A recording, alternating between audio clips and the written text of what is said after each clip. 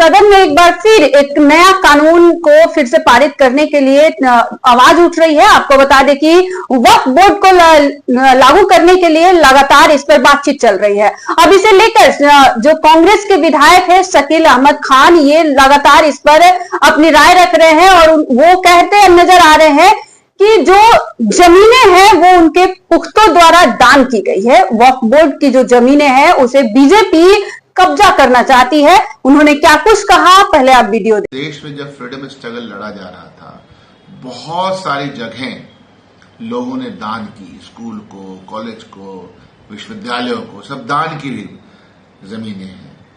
तो दान की हुई जमीनें हमारे पुरखों ने दी और समाज को ये कहा कि यह जो दान की हुई प्रॉपर्टी आपको हम दे रहे हैं तो इसका देख रेख आप ठीक से कीजिएगा। तो ये दान बोर्ड जो है, ये दान बोर्ड जिसको वक्फ बोर्ड कहते हैं, ये दान बोर्ड में से दिक्कत क्या है? दिक्कत यह है कि इस बोर्ड की जमीनों का इस्तेमाल करके जो अधिकार है माइनॉरिटी को प्राप्त, कहीं पर स्कूल खोल लेता है, कहीं पर कॉलेज खोल लेता है, कहीं पर उसके जो पुराने दुकानें हैं, मकाने हैं, उनसे कुछ भाड़ा आ जाता है, फिर उस पैसे से गरीब बच्चों का इलाज हो जाता है, उनके फीस दे दी जाती है, स्कूल में दाखिला करवा दिया जाता है।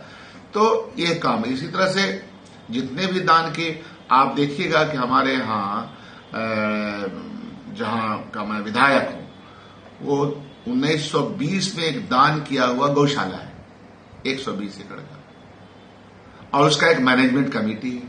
हम सब लोग उसमें पैसा देते हैं। मैं पहला विधायक हूं जो जाकर के गौ माता के लिए वहां बड़ा सा काम किया, बिल्डिंग बनाई। तो दान की हुई चीजों को भारतीय जनता पार्टी एन के प्रकार हासिल कर लेना चाहती है और एक सेंटिमेंटलाइज करना चाहती है।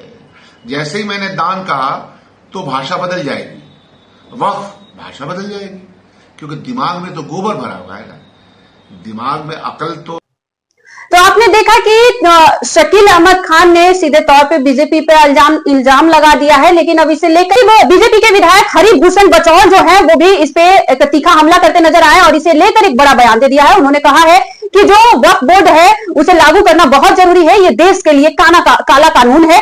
गरीबों के पास जमीन नहीं है घर बनाने के लिए, लेकिन ये वक्फ बोर्ड के पास एक एकड़ की एकड़ जमीनें पड़ी हुई है। उन्होंने क्या कुछ कहा, पहले आप वीडियो देखें। देखिए, वक्फ बोर्ड एक काला कानून के तहत बना था।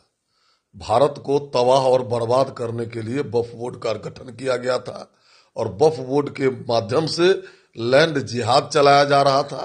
किसी की संपत्ति और किसी की जमीन को अगर बता दिया गया कि ये वक्फ बोर्ड का है तो फिर उसको प्रूफ करने में ही उसकी जीवन और जवानी और संपत्ति लग जाती थी। भारत सरकार एक स्वागत योग्य कदम उठाया है, जो वक्फ बोर्ड संपत्ति बना लेता था और वक्फ बोर्ड की संपत्ति को प्राप्त कर लेता था। आप देखेंगे कि बिहार के गांवों में गरीबों को प्रधानमंत्री आवास बनाने के लिए घर नहीं है। इस कानून से बहुत जमीन वापस होगा और गरीबों में बांटा जाएगा। यह स्वागत योग्य कदम है। लेकिन अल्पसंख्यक जो नेता है विभिन्न दल का, कहीं न कहीं इसका विरोध कर रहे हैं। देखिए, ये बिल्कुल तुष्टीकरण नीति के तहत विरोध कर रहे हैं, वोट बैंक प्राप्त करने के लिए विरोध कर रहे हैं। इस नीति के तहत सैकड़ों नहीं हजारों हिंदू मुसलमान दोनों पीड़ित है वक्फ बोर्ड से, उन सबों को न्याय मिलेगा। क्या लगता है कि वक्फ बोर्ड जो है वो इसके लिए सहमति जताएगा? नहीं सहमति जताएगा तो चिन्हार दकार भी तो होगा। काहे नहीं होगा? भारत सरकार इतनी कमजोर सरकार है। जो भी कुरीतियां हैं, खामियां हैं इस देश में, उसको बदलेगी भारत सरकार। सुना कि वक्फ बोर्ड को लेकर लगातार इस पे वाद प्रतिवाद चल रहा है, विपक्ष भी लगातार इस पे कटाक्ष करते नजर आ रही है। एक तरफ हरिभूषण बचौल भी इस पर लगातार, जो सत्ता पक्ष है अभी लगातार इसको लेकर अपना मुद्दा रख रही है, अपना बात रख रही है कि ये एक काला कानून है, इसे जल्द से जल्द देश से खत्म कर देना चाहिए। इस पे